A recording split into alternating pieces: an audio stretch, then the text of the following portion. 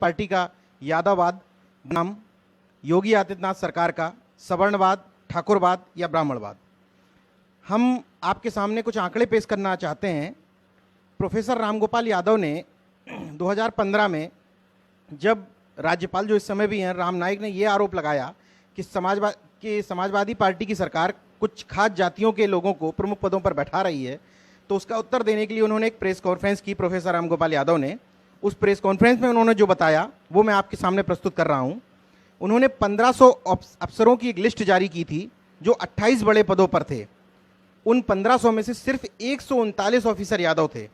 उनमें 53 प्रमुख सचिव में से 1 यादव, 21 सचिव में से 2 यादव, 68 विशेष सचिव में से 1 यादव, 28 एमडी में से 2 यादव, 75 जिलों के डीएम में से 8 यादव, 75 जिलों के सीडीओ में से 6 यादव, 14 जो डीजी के पद होते हैं, डायरेक्टर जनरल पुलिस में, उनमें 1 यादव, 75 एसएसपी के पदों में से 10 यादव, 608 एडिशनल एसपी के पदों में से 84 यादव, 33 एडीजी, डीजीपी के जस्ट बाद की पोस्ट है एडीजी, उसके 33 पदों में से 0 यादव, आईजी जोन 8 थे उस समय, उसमें से 0 यादव, 18 डीआईजी रेंज थे, उनमें से 0 यादव। ये हकीकत थी उस समय की लिस्ट की, जबकि भारतीय जनता पार्टी की सरकार सत्ता में आने से पहले, उत्तर प्रदेश के चुनाव, विधानसभा चुनाव के जस्ट पहले, उसके स्टार प्रचारक चाहे अमित शाह हों या खुद प्रधानमंत्री नरेंद्र मोदी रहे हों, लगातार मंचों से अपने मुंह से इस बात पर सवालिया निशान लगाते रहे हैं कि ये सरकार जातिवादी है। हम जब आएंगे तो सबका साथ सबका विकास की तर्ज पर सभी जातियों को प्रतिनिधित्व भी देंगे और बराबर हिस्सेदारी भी देंगे। और इसी कड़ी में वो एक आरोप लगातार लगाते थे 2012 की पीसीएस परीक्षा पर। 2012 की पीसीएस परीक्षा जिस समय हुई, उत्तर प्रदेश लोक सेवा आयोग ने करवाई, उस समय doctor Anil Yadav UP PCS के चेयरमैन थे। उनके समय में हुई परीक्षा की हकीकत हम आपको बताते हैं, जिस पर सबसे ज़्यादा हो हल्ला मचा था। उस समय 379 पद निकाले गए थे उत्तर प्रदेश लोक सेवा आयोग की तरफ से, जिसमें सिर्फ 30 पद एसडीएम के थे।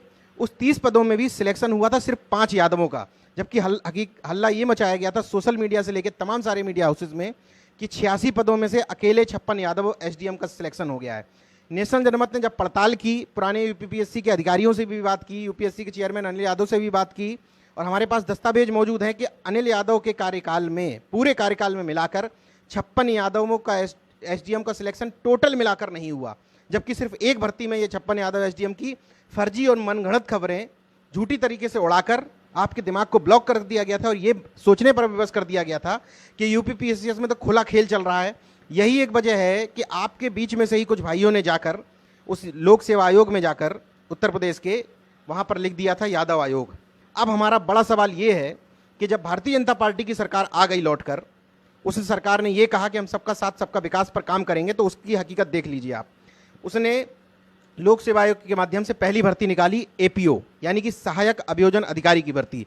उसमें 372 पद थे। 372 पदों में से 62% पद अकेले सवर्णों के खाते में गए, 62% में भी 40% अकेले ब्राह्मण के हिस्से में गए। ओबीसी को 27% रिजर्वेशन देने की बजाय केवल 23% रिजर्वेशन दिया गया। दूसरी हम लिस्ट आपके सामने पढ़ रहे हैं, सरकारी वकीलों की नियुक्ति की गई। इलाहाबाद हाईकोर्ट में भी हुई, उसकी दूसरी खंडपीठ है लखनऊ खंडपीठ, उसमें भी नियुक्तियां हुई सरकारी वकीलों की। तो हम लखनऊ खंडपीठ में आपको बताते हैं 201 सरकारी वकीलों की नियुक्ति हुई थी। उसमें ओबीसी सिर्फ 15 थे, एससी सिर्फ 1 थे, और 201 में से 185 अकेले सवर्ण थे। 185 सवर्णों की नियुक्ति हुई थी और उन 185 में से 119 अकेले और अकेले सिर्फ ब्राह्मण थे। उसी तरीके से इलाहाबाद हाईकोर्ट में जो मुख्य स्थायी अधिवक्ता, अपर मुख्य स्थायी अधिवक्ता, brief holder civil, brief holder criminal के पदों पर जो सरकारी वकील नियुक्त किए गए, वो 311 पद थे। उन 311 पद में 282 अकेले सवर्णों के खाते में चले गए और 282 में से भी 151 अकेले ब्राह्मणों ने खा लिए, यानी कि सवर्णों का 50% से ज़्यादा हिस्सा अकेले ब्राह्मणों के खाते में गया इस सरकार में, जो बात करती है सबका साथ सबका विकास की। 65 पद क्षत्रियों को दिए गए। टोटल मिलाकर 151 और 65 जोड़ दें तो 216 पद ब्राह्मण और ठाकुरों के हिस्से में गए, 282 सवर्णों का। 311 में से अकेले 216। आप देख लीजिए कि सबका साथ सबका विकास किस तरीके से हो रहा है इस सरकार में। दूसरा, इस सरकार पर सबसे बड़ा आरोप विपक्षी भी लगाता है, लोग भी लगाते हैं और सामने दिखता भी है, ट्रांसफर पोस्टिंग के खेल में जिस तरीके से डीजीपी का पद दोनों बार ठाकुर के खाते में गया, ओपी सिंह जी को तो स्पेशली केंद्र की प्रतिनियुक्ति से बुलाकर डीजीपी बनाया गया, उससे पहले सुलखान सिंह डीजीपी थे। विपक्ष ने फिर से आरोप लगाए समाजवादी पार्टी सरकार ने कि ऐसा लग रहा है कि डीजीपी का पद ठाकुर जाति के लिए, सीएम के स्वजाति लोगों के लिए आरक्षित कर दिया गया है। नियुक्ति के लिए सबसे प्रमुख विभाग होता है पीसीएस और आईएएस की नियुक्ति के लिए नियुक्ति एवं कार्मिक विभाग, जिसमें जातिवाद का पूरी तरीके से बोलबाला है। उसमें 9 सेक्शन है। 9 सेक्शन में आप जातिवाद बुरी तरीके से देख सकते हैं। ब्राह्मण और ठाकुर अधिकारियों को बोलबाला है। प्रमुख सचिव पर इस समय ब्राह्मण बैठे हुए हैं। विशेष सचिव अभी तक ब्राह्मण थे, अब ठाकुर बना दिए गए हैं। संयुक्त सचिव भी वहाँ पे धनंजय शुक्ला हैं, यानी कि ब्राह्मण है। अब हम इस मुद्दे को आपके सामने इसलिए लेकर आए थे कि बार बार छद्म तरीके से समाजवादी पार्टी सरकार के यादववाद को चोट पहुंचाकर यादववाद को जातिवादी, समाजवादी पार्टी सरकार को जातिवादी कह कर आपका वोट ले लिया गया, लेकिन आपकी हिस्सेदारी के नाम पर आपके साथ, ओबीसी के साथ, दलितों के साथ छलावा किया गया। लेकिन हाँ, समाजवादी पार्टी सरकार से भी हम एक सलाह भी देंगे और उनके शीर्ष नेतृत्व को एक नसीहत भी देंगे कि जब आपकी सरकार थी उस समय 75 जिलों में सिर्फ 37 जिले ऐसे थे जहां पर यादव जिलाध्यक्ष आपने बनाए थे। 20 में से 5 यादव कैबिनेट मिनिस्टर थे, राज्य मंत्री 2 थे, स्वतंत्र प्रभार राज्य मंत्री 0 थे। यह आंकड़ा बहुत ज़्यादा नहीं है, लेकिन जिला पंचायत अध्यक्ष के पदों पर जब बारी आई तो फिर से आपने यादववाद को वहाँ पर बढ़ावा दिया और 40% पद अकेले यादवों को दे दिए। उसी तरीके से 55 एमएलसी में से अकेले 16 एमएलसी यादव हैं।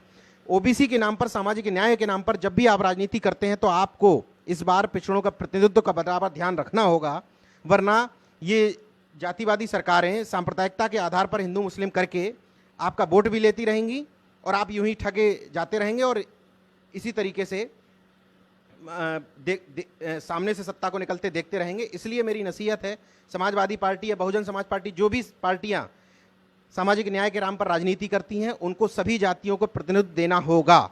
सिर्फ एक जाति के प्रतिनिधित्व के आधार पर स्वाभाविक है कि दूसरी जातियां नाराज होंगी तो वो अपना वोट जाके भारतीय जनता पार्टी या कांग्रेस को देंगी ही देंगी।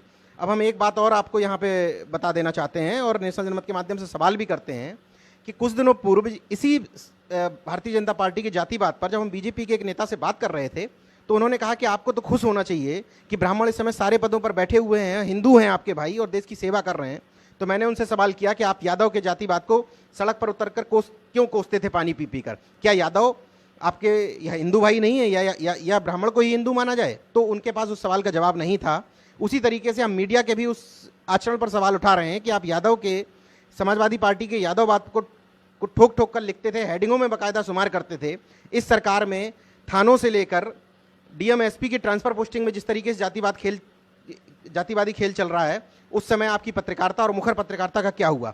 तीसरा सवाल हमारा ये है कि जिन लोगों ने जाकर यादव आयोग लिख दिया था उत्तर प्रदेश लोक सेवा आयोग में, उनकी हिम्मत है इतनी कि इस समय जाकर उस आयोग पर ब्राह्मण आयोग लिख दें।